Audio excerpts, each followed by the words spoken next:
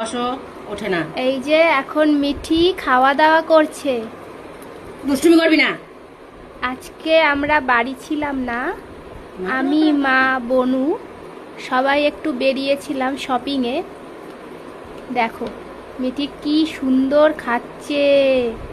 এখন খাচ্ছে হচ্ছে দুধ বিস্কুট। ওর জন্য যেই দুধটা কেনা হয়েছিল সেইটার সাথে বিস্কুট মিক্সড করে খাওয়ানো হচ্ছে। দেখো বাচ্চাদের মতো কোলে শুয়ে খাচ্ছে। এই যে আমার মা এখন খাইয়ে দিচ্ছে ছোট্ট বাচ্চাকে।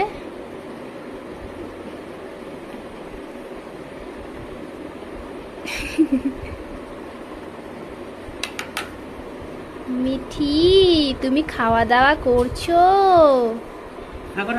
পেট ভরে খেয়ে নাও তাড়াতাড়ি।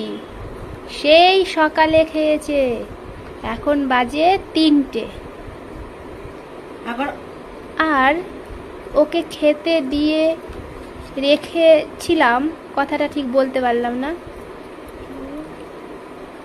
ওকে ওর জন্য খাবার আমি দিয়ে গিয়েছিলাম, সেই খাবারটা ও খায়নি। ও একা একা খেতে পারে না, ভীষণ কুঁড়ে হয়ে গেছে। যতক্ষণ না ওকে খাইয়ে দেওয়া হয় ততক্ষণও খেতে পারে না। আর এটা কি হচ্ছে, খাওয়া হচ্ছে না গায়ে মাখানো হচ্ছে? হ্যাঁ, ও ধান্দা খারাপ। স্নান করতে পারবে, গায়ে জল লাগাতে পারবে। কেউ শুয়ে খাচ্ছে দেখো।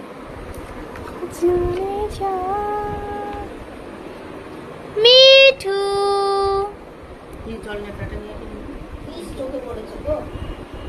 কি করছে? কি করছে গো বাচ্চাটা? কি করছে দেখো, সারা গায়ে। এ তোর তো গায়ের লোমগুলো তো কালারিং হয়ে যাবে রে। চুপ করে বসে সরে বই না এখান থেকে। আবার পরিষ্কার করা হবে এক্ষুনি ওকে। হয়েছে খাওয়া? এই যে বাটি কমপ্লিট, খাওয়া দাওয়া করে কমপ্লিট হয়ে গেছে।